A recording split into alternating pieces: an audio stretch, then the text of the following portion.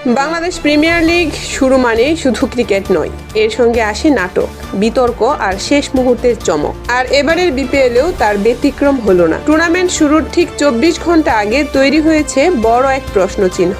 চট্টগ্রাম কি আদৌ মাঠে নামতে পারবে? দর্শক, সব প্রস্তুতি যখন প্রায় শেষ, স্টেডিয়াম, সূচি, দল সবকিছু চূড়ান্ত, ঠিক তখনই বাংলাদেশ ক্রিকেট বোর্ডের কাছে একটি চিঠি পাঠায় চট্টগ্রাম রয়্যালস ফ্র্যাঞ্চাইজি। এই চিঠিতে ক্লাবের মালিক কায়াম রশিদ জানিয়ে দেন তারা আর বিপিএলে অংশ নিতে পারছেন না।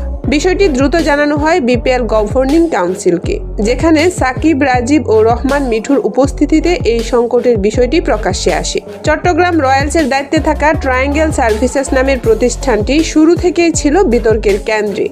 রাজনৈতিক প্রভাবের অভিযোগ, পূর্ণ ব্যাংক গ্যারান্টি না দেওয়া, বিদেশি ক্রিকেটারদের পারিশ্রমিক জটিলতা, সব মিলিয়ে পরিস্থিতি ক্রমেই জটিল হয়ে ওঠে। এমনকি বিদেশি ক্রিকেটাররা সময় মতো আসতে চাননি। অনেকে চুক্তি নিয়েও অনিশ্চয়তায় ভুগেছেন।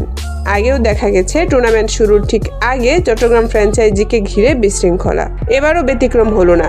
যদিও মালিকানা বদলেছে, কিন্তু সংকট যেন একই জায়গায় রয়ে গেছে। এখন সবচেয়ে বড় প্রশ্ন, বিপিএল শুরু হওয়ার পর চট্টগ্রাম কি মাঠে নামতে পারবে? বিসিবি জানিয়েছে প্রয়োজনে তারা নিজ দায়িত্বে চট্টগ্রাম রয়্যালসের ব্যবস্থাপনা সামলাবে, অর্থাৎ ফ্র্যাঞ্চাইজির বদলে বিসিবি নিজেই দল পরিচালনা করতে পারে। তবে সময় খুব কম, আর মাত্র 24 ঘন্টা পর শুরু হচ্ছে বিপিএল। শেষ পর্যন্ত কি হয়? চট্টগ্রাম খেলবে না নতুন কোনো সিদ্ধান্ত আসবে? সেটাই এখন দেখার বিষয়।